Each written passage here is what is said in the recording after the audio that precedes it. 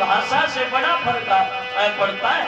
कहते कि मैना जो मैना कहती है और पिघलाने वाली जाती है।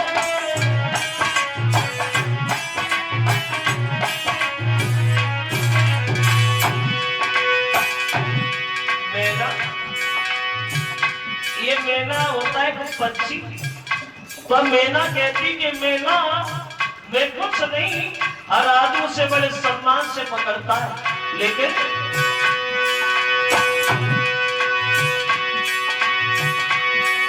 मेरा जो मेरा कहती है पाली लाती है, बकरी जो मेरे करती है वो गले छुई फिरवाती है।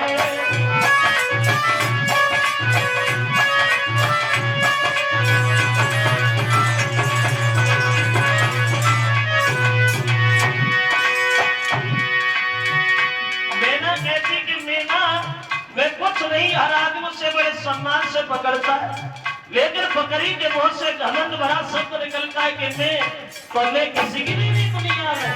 बोले बकरी जो मैं करती है वो फिरवाती है।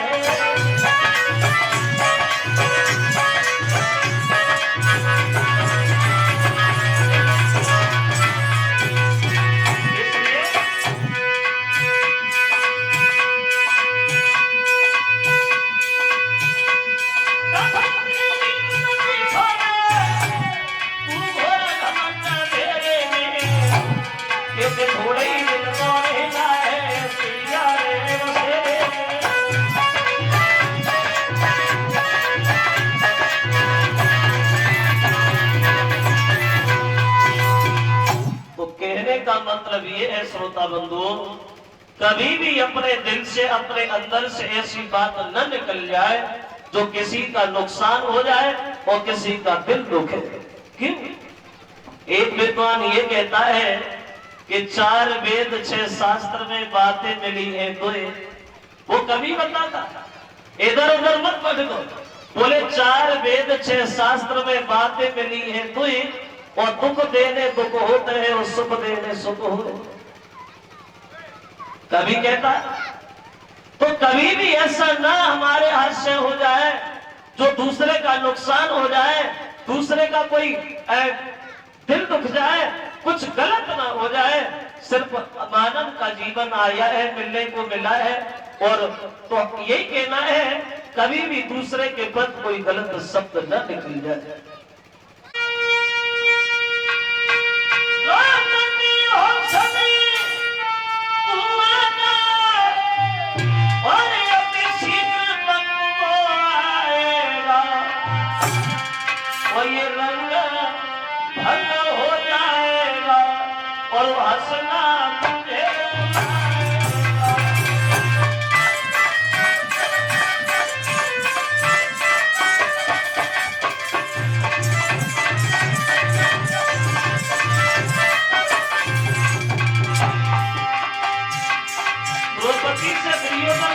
द्रौपदी मेरी एक बात सुनो,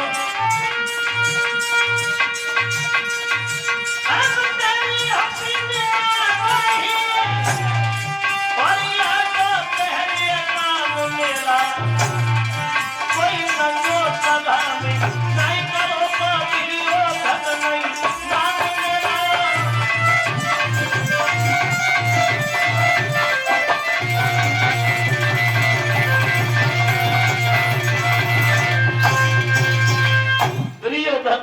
द्रौपदी सुनो, वो वक्त ज्यादा दूर नहीं है जब तुम अंधों के फंदा में फंसोगी, तब तुम्हें ये पता चलेगा कि अंधे के अंधा होते हैं या आंख वाले होते हैं।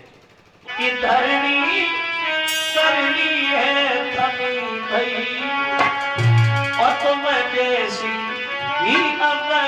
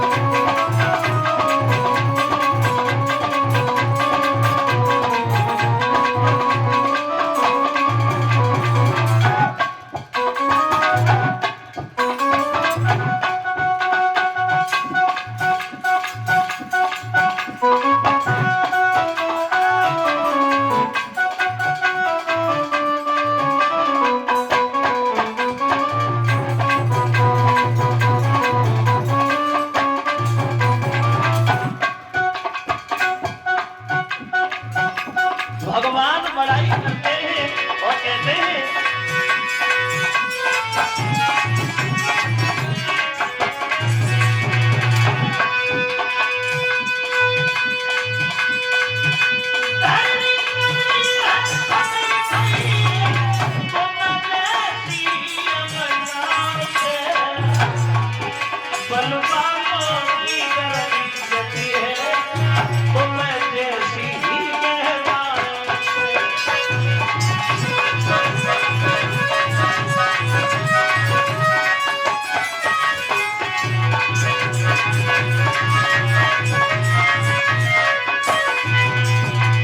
कन्हैया ने द्रौपदी सिखाए में अब हमारे समझ में आया ये पृथ्वी है तो तुम्हारी जैसी पतिव्रता स्त्रियों के ऊपर। अंत में श्रोता बंधु उस अश्वत्थामा को मारा नहीं पांडवों ने, उसे जीवन दान दे करके छोड़ दिया। के घर में पिछाई अजब महान बागना में पिछाई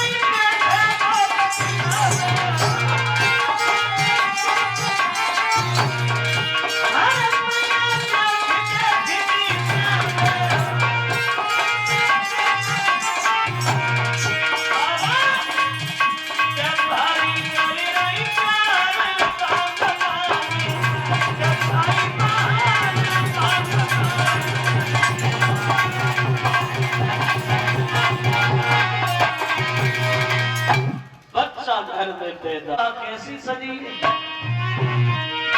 देखते महाराज अर्जुन बासु की सभा, एक कवि ये कहता है जो बासु का दरबार लगा है, अरे सोमा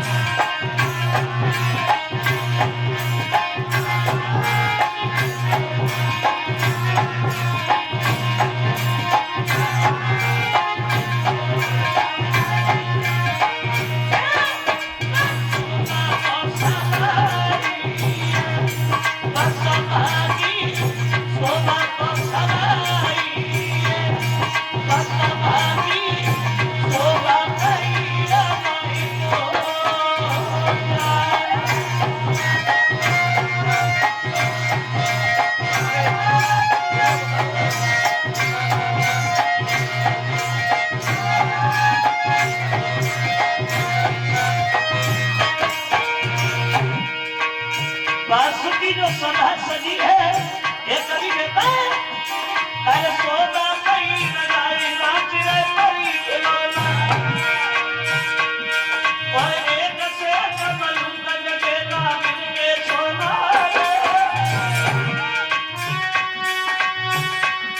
जाने भेजेगा नारी और मेरे पास धूप सदानी जितना सबसे प्यारी है सोना को सदाई।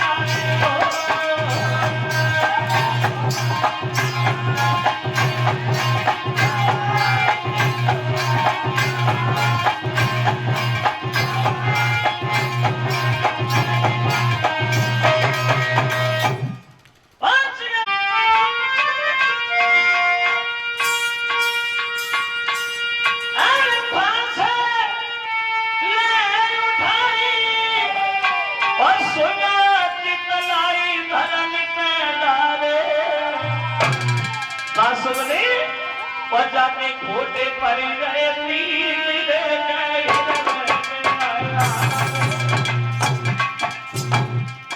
फांसे चलाई बांसुरी, 3 फांसे खोटे जमीन पे पाए। और जब 3 फांसे उल्टे पड़े तो अर्जुन से बोले अर्जुन अब तुम चलो। तो अर्जुन ने कन्हैया का ध्यान दिया। हुआ ऐसा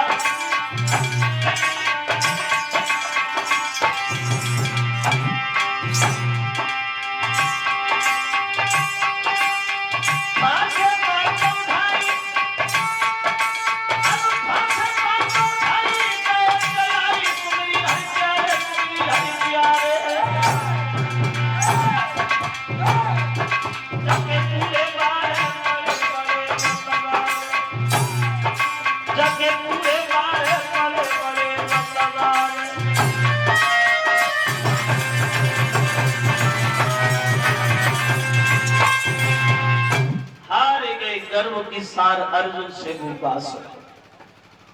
जब अर्जुन से गर्भ की सार बांसुर हार गए तो अर्जुन से बोले महाराज अब शर्त के अनुसार हम अपनी शर्त तो हार ही गए। अब मेरे घर में अगर लड़की होती है तो निसंकोच हम उस लड़की का विवाह आपके घर में करेंगे।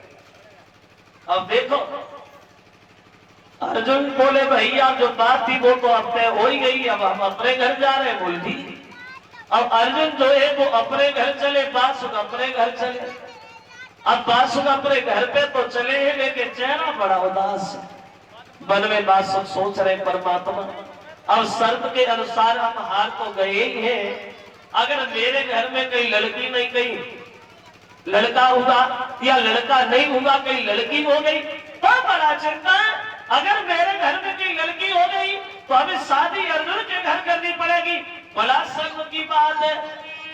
अब वो अर्जुन की बात सोच सोच के बासुक बात हैरान, वही मन ही लगा जानो अपने घर को।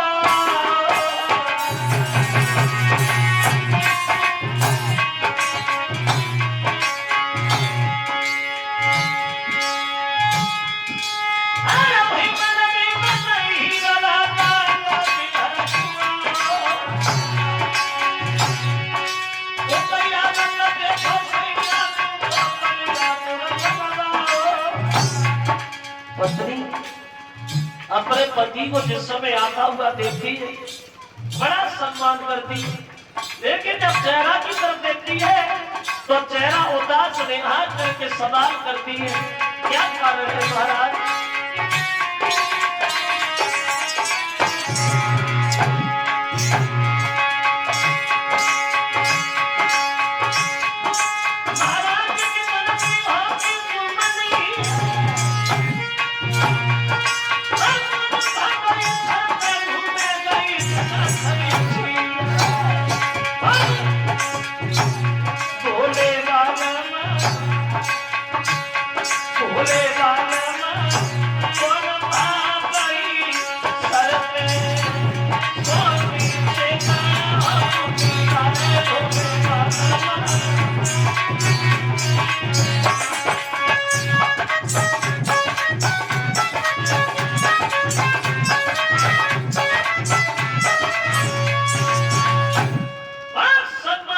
पत्नी ने अपने पति का बिठा लिया।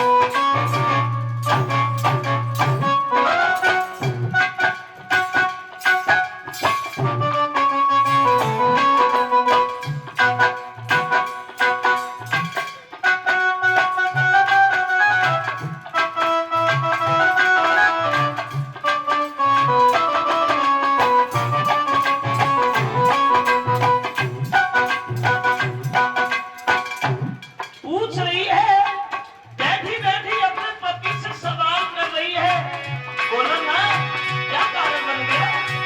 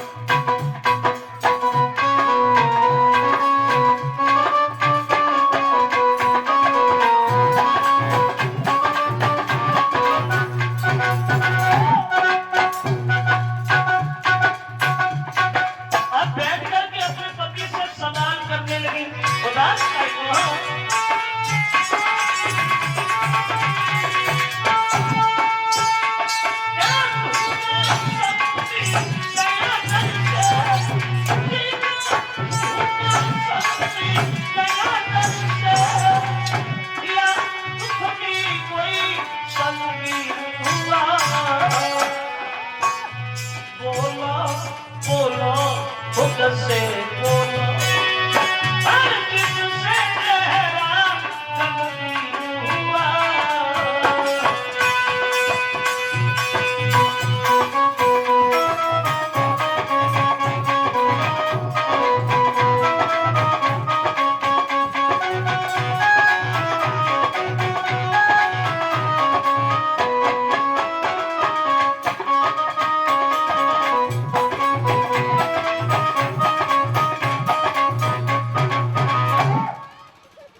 पूछने लगी अपने पति से, पहले में बड़ा फर्क हो गया, बहुत अंतर हो गया। पहले आप जब दरबार से घर आते थे हंसते हुए आते थे,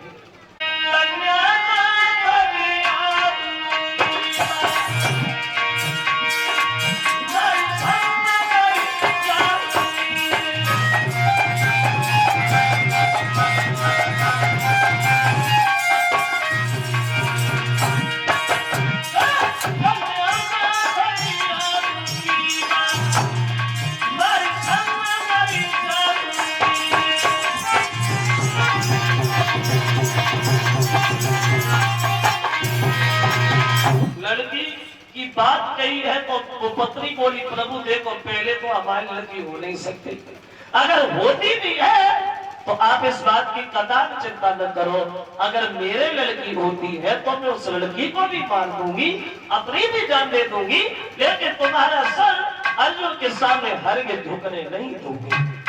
आप निश्चय करो। वो अब बात रही लड़का या लड़की की, तो ये हमारे तुम्हारे हाथ की बात थोड़ी है। अगर लड़का लड़की की बात करो तो ये हमारे तुम्हारे बस की नहीं है, ये तो सिर्फ भगवान के हाथ की बात है। अब चाहे घर में लड़का हो और चाहे लड़की हो, ये तो सिर्फ भगवान के ऊपर छोड़ो। और बोलिए वो पत्नी अपने पति से, सुनिए महाराज, सुनिए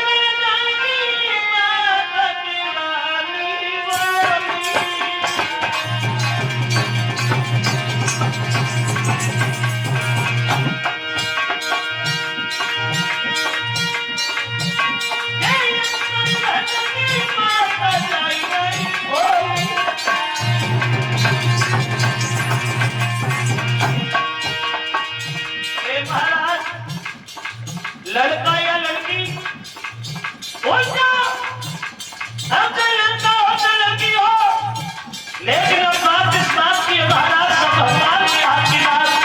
अब बोलिए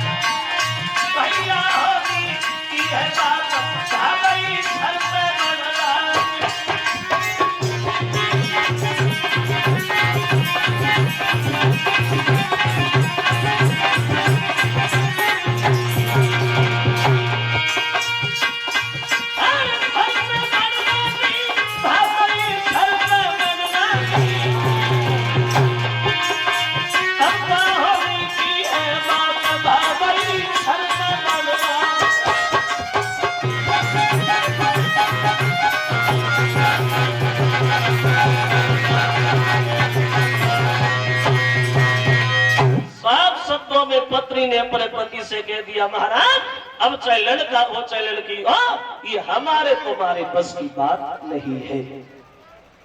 अब होगा ऐसा, अब धीरे धीरे समय कटने लगा है बासु के घर में। अब देखो इधर तो अर्जुन के घर लड़का हो गया जिसका नाम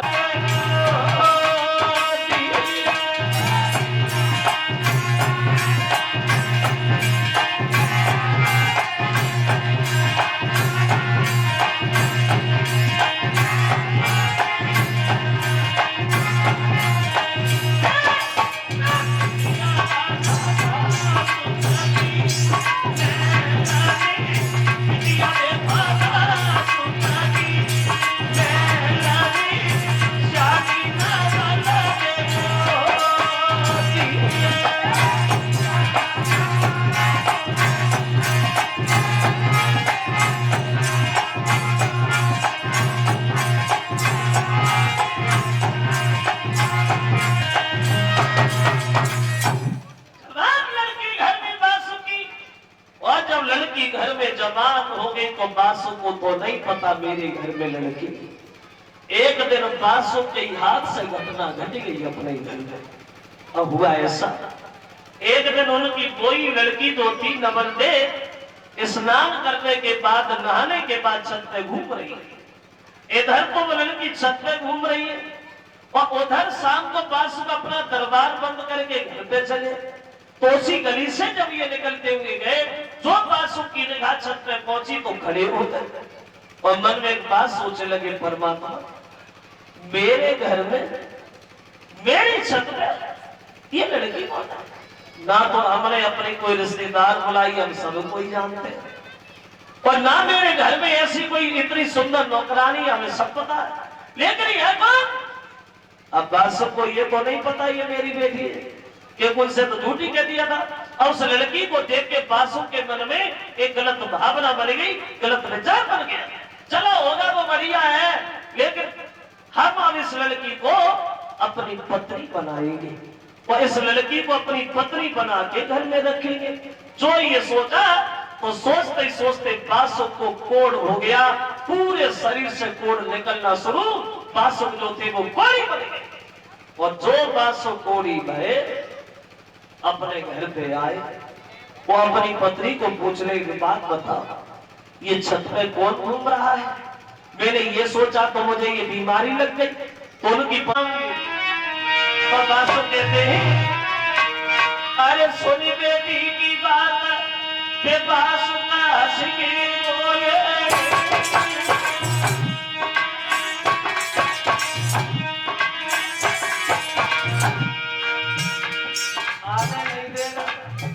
हमें खूब पता है, पकड़ लिया तो वही रह जाओगी, नहीं आ पागी। लड़की बोली अगर ऐसे नहीं आने देगा तो ऐसे तो लाने देगा, कैसे लाने देगा? तो लड़की बोली पिता में चिड़िया बन जाऊंगी, बोली पिता में चिड़िया बन जाऊंगी और अमृत झूले की आई अमृत उड़ी जाऊंगी।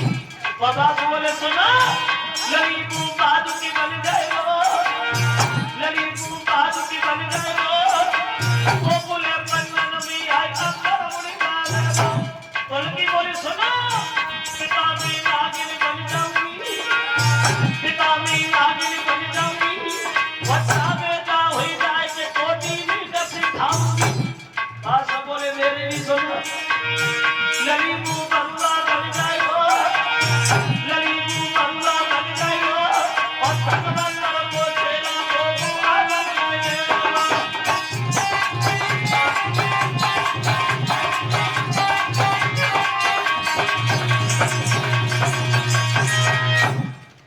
एक नहीं मानी लड़की ने, बोले चलो नहीं मानती हो तो जा, लेकिन पछताना पड़ेगा, बेटी आने नहीं देगा। बोली ऐसी बात हो ही नहीं सकती, जो हमसे परिचय जीत जाए अमृत जरूर लेके आएंगे। अब चली है वो लड़की अमृत के कुंड के लिए अमृत ले। देखो भगवान की माया। एक कवि कहता है अरे बिटिया जो बासु की है, अरे चाली तो छवि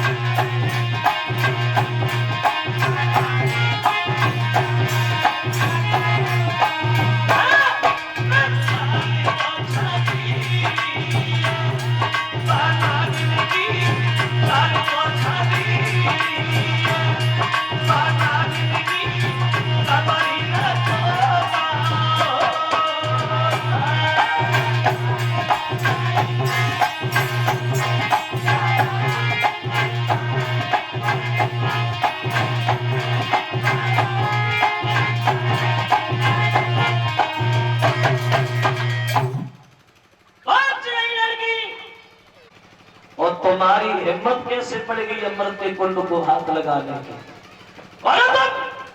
लड़की ने इधर ना उधर देखा, एकदम से चील बनी वो सीधी आकाश मुड़ी चली गई। और जो चील बन के आकाश मुड़ी, परीक्षक जो थे वो बाज बन गए। मन में सोचने लगे हमें जादू दिखाई रही है। बाज बन गए, पकड़ लिया, जमीन पे डाल लिया। अब बताओ कैसी रही, ऐसे थोड़ी होगा ऐसा।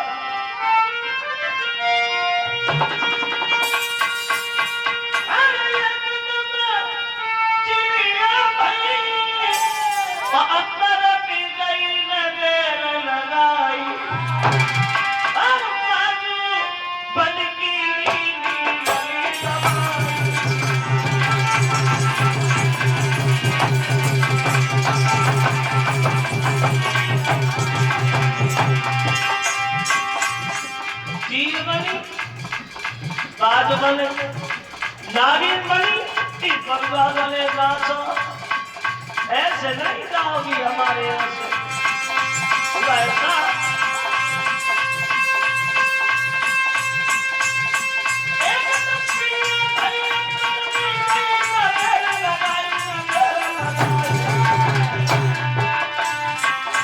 अरे बाज की बनी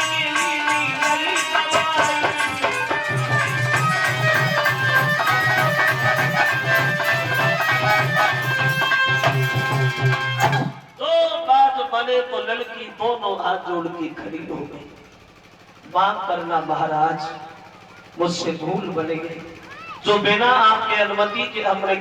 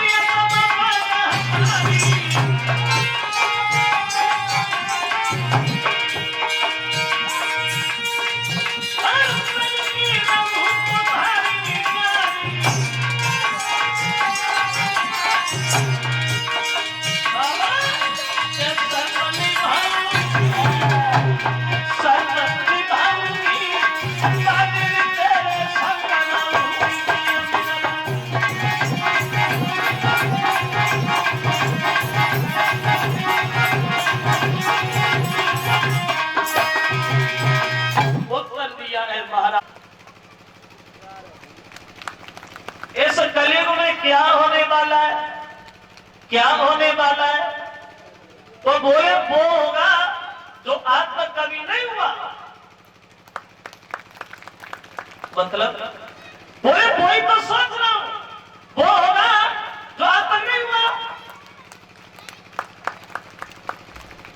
ऐसा क्या होगा? तो वो कन्हैया जो है वो धर्मराज को भविष्य की बातें बताने लगे। सुनिए धर्मराज, वो होगा कलयुग में जो हम लोग देख ही नहीं पाएंगे। ऐसा क्या होगा?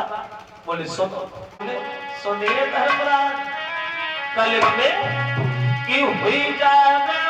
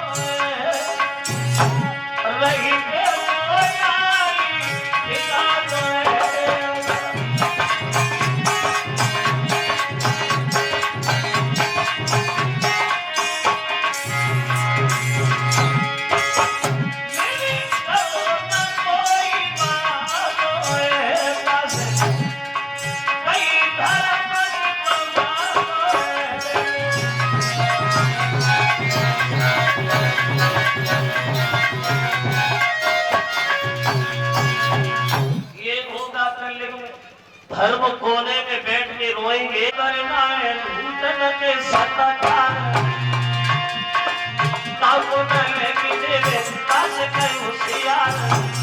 सीधे साधे भोले भाले उनसे लोग कहेगा मार और साधु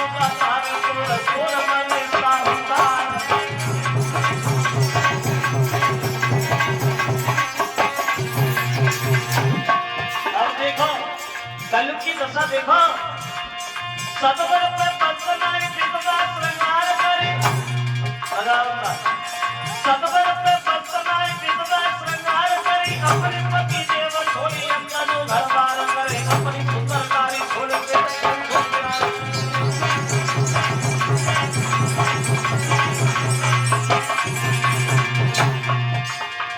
यानी सतवर पे बसना कितना श्रृंगार करे। में बढ़िया है, में बहुत अच्छी है। अब बड़ी बड़ी सेना में देखो, बड़े बड़े सेना में देखो, चाहे वे 60 साल की हुई गई हो, बेहू सेट करवाती फिरते और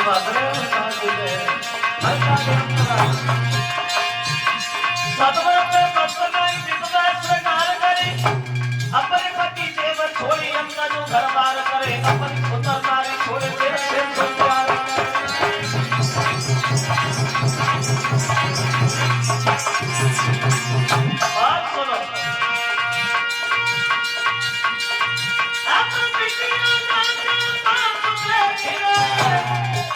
कलिंग में दिखाई दे रहा है।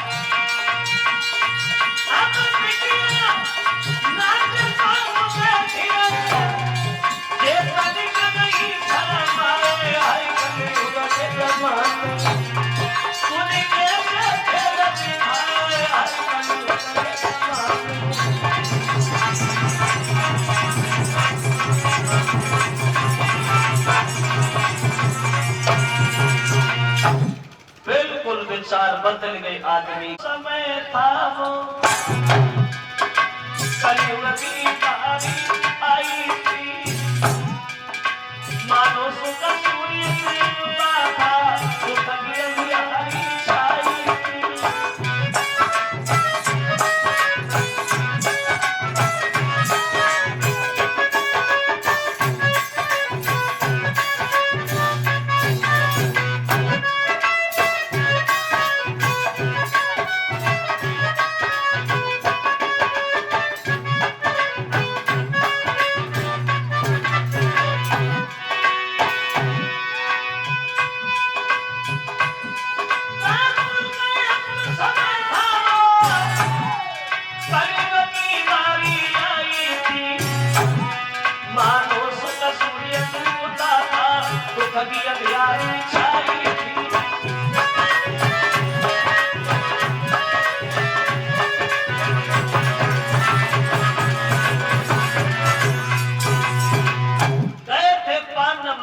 हिमालय में गलने के लिए वो वक्त वो था, द्वापर का अंतिम समय और कलयुग का नंबर आने वाला। अगर ऐसे नहीं समझ में आ रहा है तो ऐसे समझो, तो द्वापर जो था वो चिता पे लेटा था, और ये कलयुग जो था ये पालना में खेल रहा था। जब पांडव लोग गए थे हिमालय में गलने के लिए, तब अब क्या हुआ, पांडव चले गए हिमालय में, बचे परीक्षित राजा।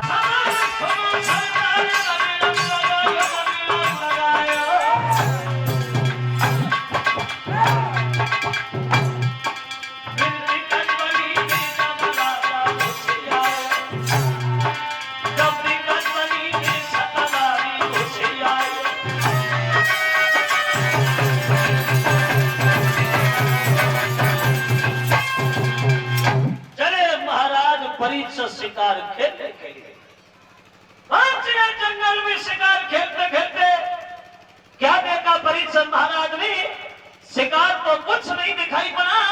अब इन्होंने सामने से कुछ आता हुआ देखा। क्या आता हुआ देखा, और इन्होंने सामने से देखा कि एक गाय भागती हुई आ रही है।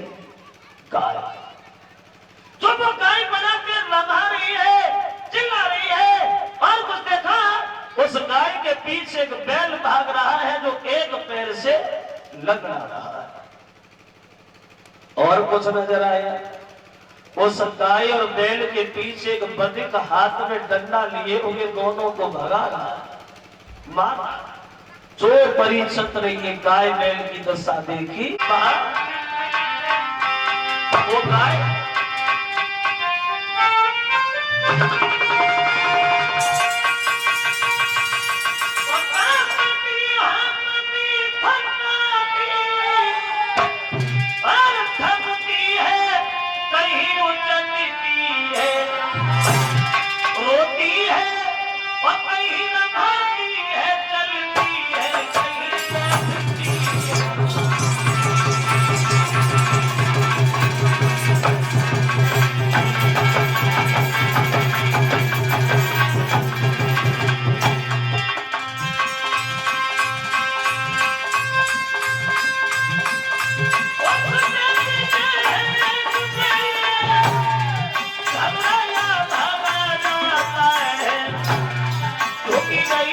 तुम्हारी नीचे बोलो बोलो लाला राजा है।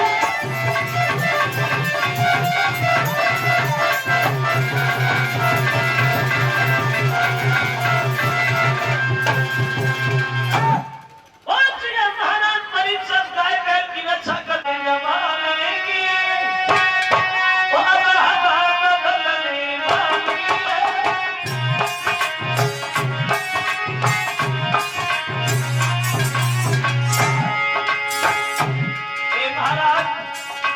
अभी तो कुछ नहीं हुआ, एक बात कही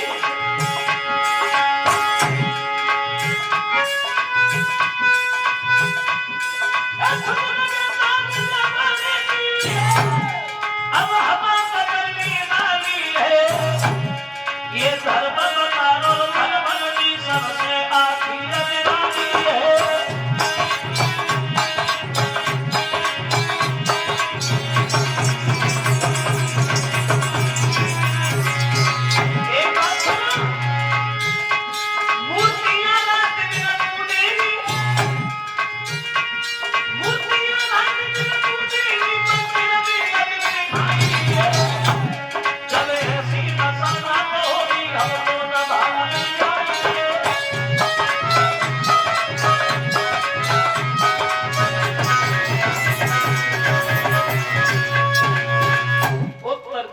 महाराज अभी तो केवल शुरुआत ही हुई है, आगे जो वक्त आएगा, आगे जो समय आएगा, उसमें सब कुछ ही बदल जाएगा।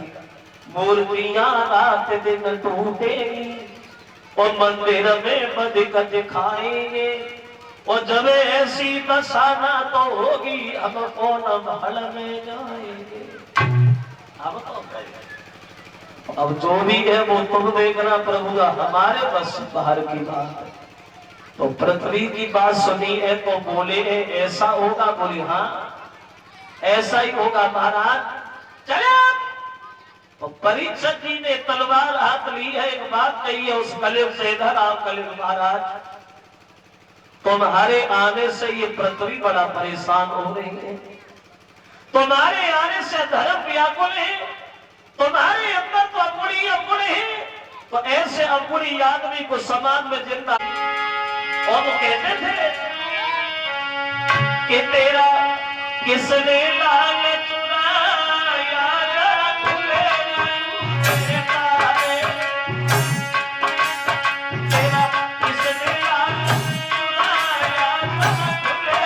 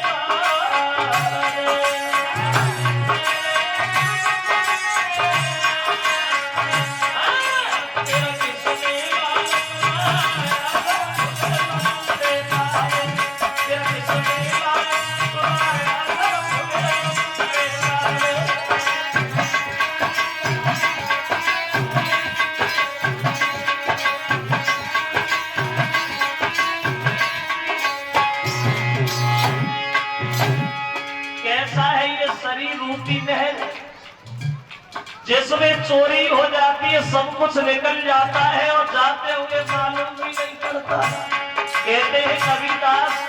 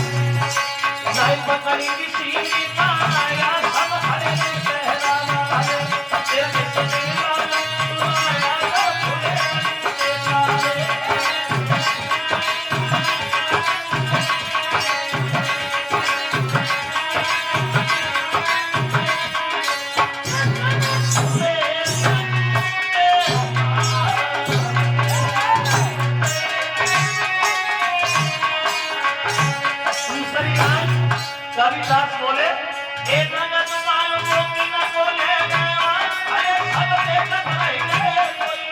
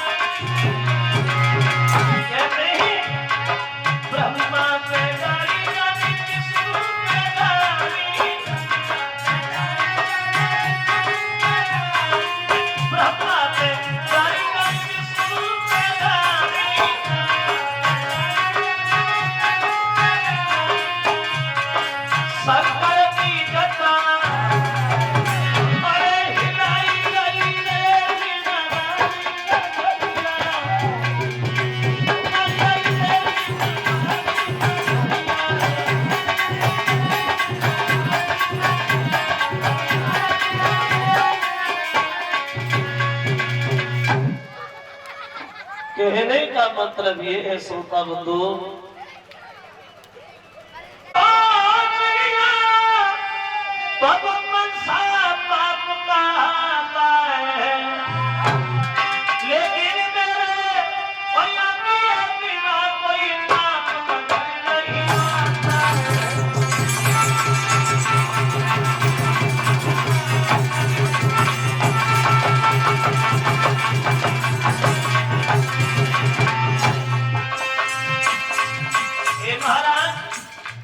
हमारे यहाँ पाप आप दाप कुछ नहीं है। एक बात और है,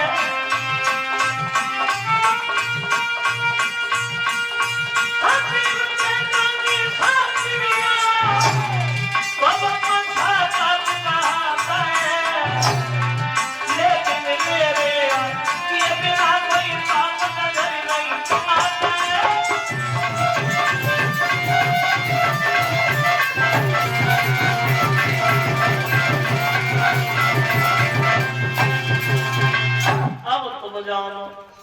गुण जो भी थे वो भी सामने, अवगुण जो भी थे वो भी सामने। और एक बात जल्दी जल्दी और कहेंगे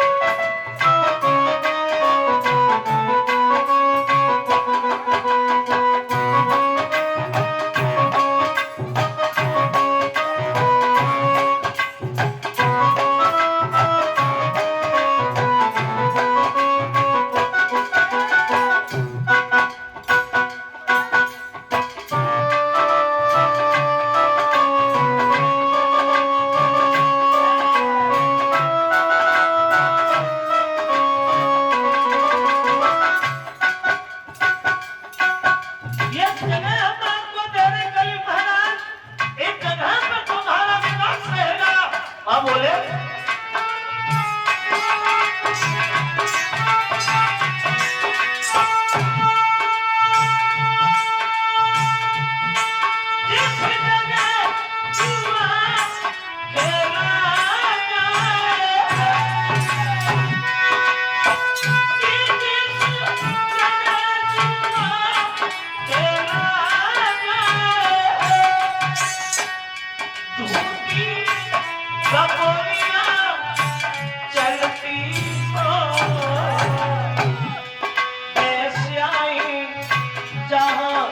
निवासी हो। अमृत की प्यालियां उमड़ती हो।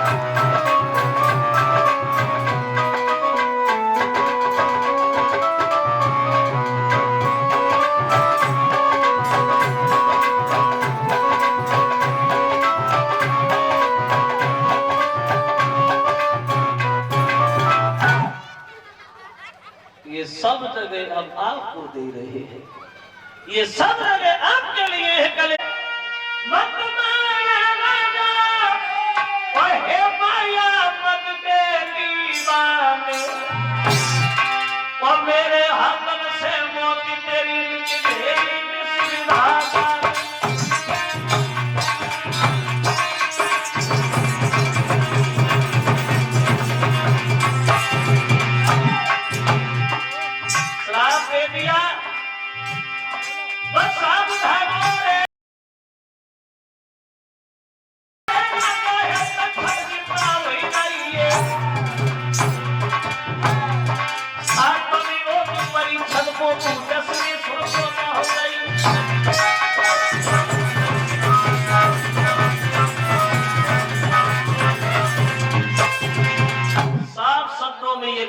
महात्मा श्रृंगी ने सुनो परीक्षण महाराज, ये तक्षक नाग आज के 7वें दिन जिंदा होकर के तुम्हें डसेगा, जिससे तुम्हारी मौत हो जाएगी। और वो सर्प निकाल करके गर्दन से दूर फेंका, बोले आंखें खोलो, जिसने तुम्हारा अपमान किया है मैंने उसे श्राप दिया है। तक्षक नाग परीक्षण को 7वें दिन डसेगा, जिससे वो मर जाएगा। जो महात्मा ने ये शब्द सुने श्रृंगी ऋषि के, तो महात्मा बोले बेटा ये तुमने क्या कर दिया, तुमसे तो बड़ा भूल बन गई पुत्र श्रृंगी। इसमें दोष परीक्षक का तो नहीं था, अरे दोषी तो वो था जो उनके सर पे बैठा था। अब ये श्राप वापस तो नहीं होगा। एक काम करो श्रृंगी, तो परीक्षक को खबर दे दो, हो सकता है परीक्षक अपने बचने के लिए कोई ना कोई उपाय ढूंढ ले। अब देखो किसी ने परीक्षक जी को ये बता दिया कि महात्मा का श्राप लगा है, तो तक्षक नाग तुम्हें 7वें दिन जिंदा होके खाएगा, जिससे तुम मर जाओ। और जो मौत का नाम सुना तो परीक्षक को थोड़ी देर ये होश नहीं रहा कि वो खड़े कहां है।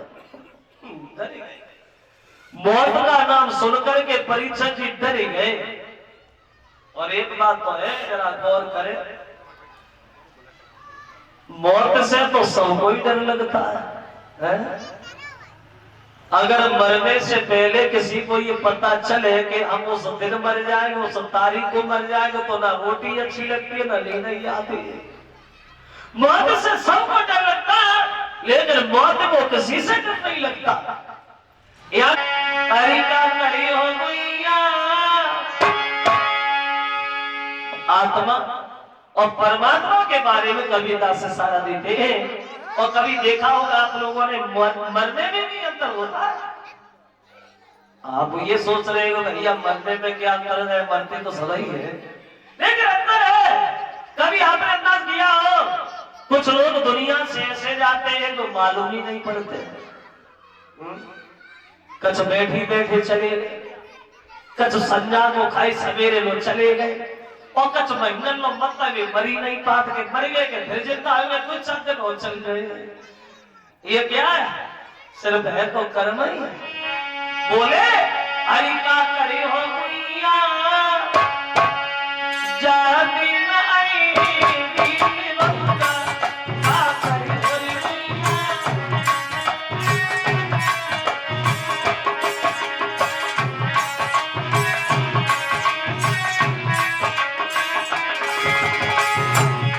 जरा ध्यान दे, कबीरदास कहते हैं अगर ये रिश्तेदार आए ना आए, उनसे कहो भैया आज भाई कल ले जाइए, कल ना सब ले जाइए और ईमानदार।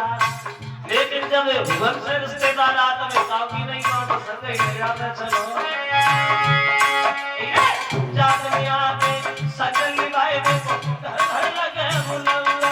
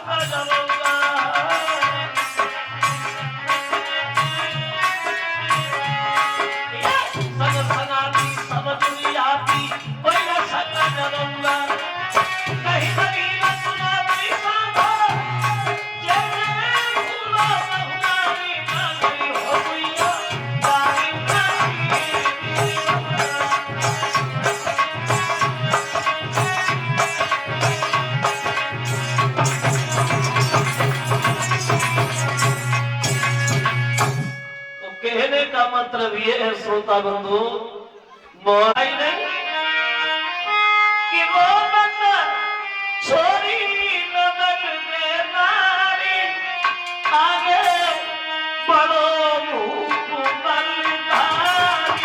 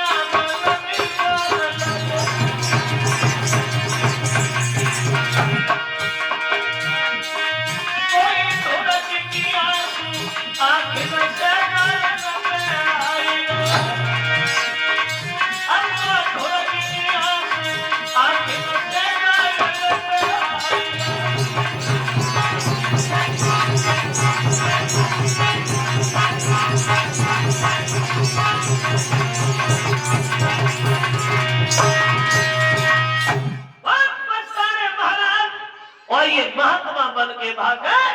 बाद में ने व्यास नंदन श्री सुखदेव जी मिले और सुखदेव संघाते परीक्षित रोकाए को रहे हैं। अभी तुम्हारे जी जो ये गर्दन में हार देख रही हो, इस हार में जो भी सर तुम्हें दिखाई पड़ रहे हैं, ये सर के लगे हैं। बोले कि ये सभी सदा की तुम्हारे भोला के उतारे हैं।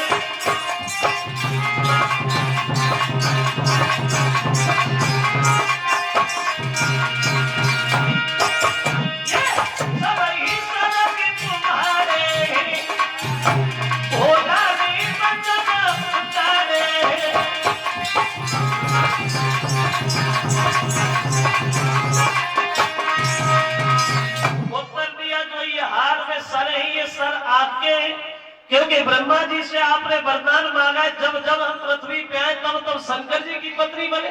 इतनी बार तुम पैदा हो चुकी है, मुझसे शादी हो चुकी है, इतनी बार तुम मर चुकी हो। तुम पैदा होती हो, शादी मुझसे होती है, मर जाती, कोई सर उठा के अपनी गर्दन में डाल लेता, ये सब आपके हैं। पार्वती ने सुना तो रोने लगी, शंकर जी मुझे मरने से बहुत डर लगता है, मुझे मरना नहीं है, मुझे अमर कर लो। बोले अमर तो हो जाओगी, लेकिन अमर कथा सुननी पड़ेगी भगवान की। कहेगा कौन? शंकर जी बोले हम, और कौन कहेगा? तो बोली गाओ दे क्या ले दो। और शंकर जी ने एक काम किया, श्रोता जरा गौर कर, एक वन खाली कराया और उन्होंने ये कहा कि हमारे और पार्वती के अलावा कोई तीसरा कथा न सुन ले। अगर तीसरे ने कथा सुनी तो वो भी अमर हो जाएगा। अब वन तो खाली हो गया, लेकिन एक गलत काम हो गया। जब शंकर जी पार्वती बैठे, भाई एक बरगद का वृक्ष और खड़ा हुआ था। उस बरगद के वृक्ष की खोमे को तोते का अंडा रखा हुआ था। उस अंडे से समय अनुसार बच्चा बन गया, वो भी नहीं बैठ गया। अब पार्वती से बोले पार्वती सुनो, तुम कथा सुनने के तैयार तो हो गई हो, लेकिन एक बात ध्यान रखना पार्वती, जब हम कथा कहते हैं तो कथा में इतने लीन हो जाते तो मुझे अपने शरीर का भी कोई ध्यान नहीं रहता। तो अमरनाथ की अमर कथा हर सब कहीं सुनी थी पार्वती, तो उत्तराखंड में लगाया सनमा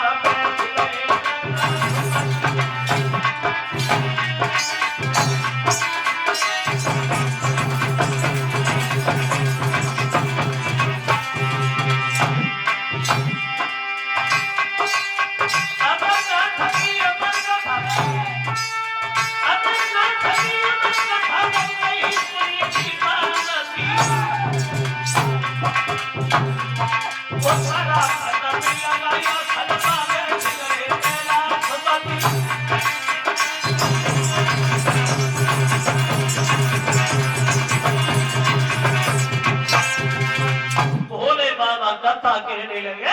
पार्वती कथा सुनने लगी, पोता भी बैठा बैठा सुना है। शंकर जी पार्वती को नहीं पता हमारे अलावा कोई तीसरा भी बैठा है। अब कुछ दिनों तो पार्वती कथा में लगी रही, सुनती रही। अब कुछ दिनों के बाद पार्वती को नींद लगे आई, और जब नींद लगे आई तो पार्वती जो थी वो तो धोख लगाए के सोई गई। अब हुआ ऐसा, अरे कछु दिनों के बाद में वो नींद लो दवाई।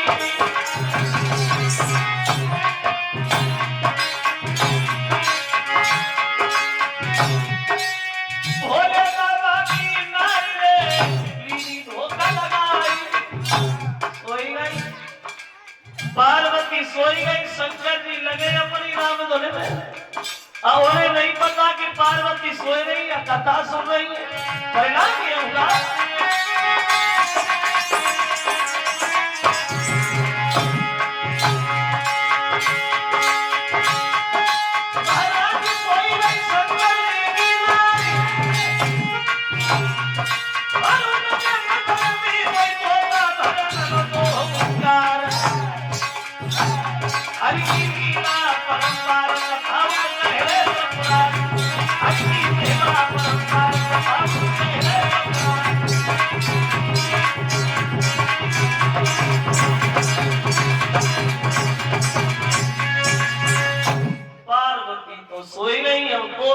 के बदले में हुंकार है रंभा सुखदेव की आंखें खुलवाने, जो सुखदेव कुटिया में लीन है, आंखें बंद किए हुए सो रहे भजन में। हुआ ऐसा,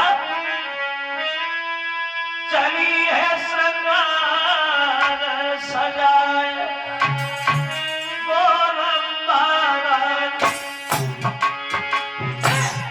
चली है श्रृंगार सजाए वो रंभा।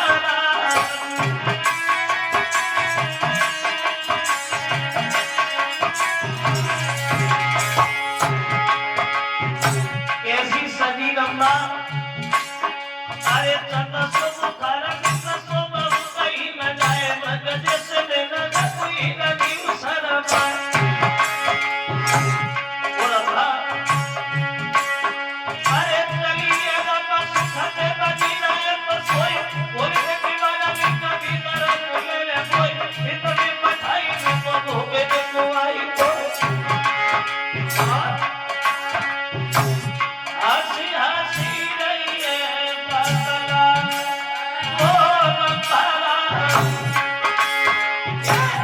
चली है श्रृंगार सजाए वो रंभा।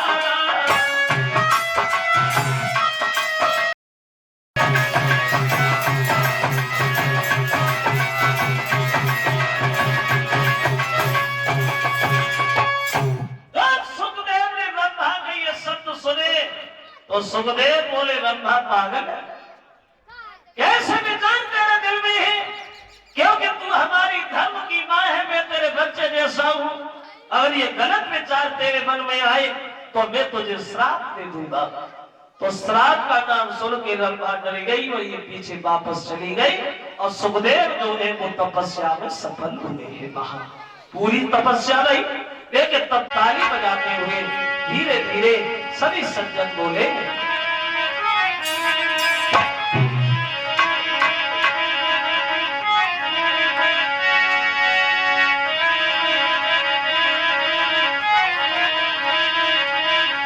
सवेरी चली आई राधा रानी, सवेरी चली आई राधा रानी।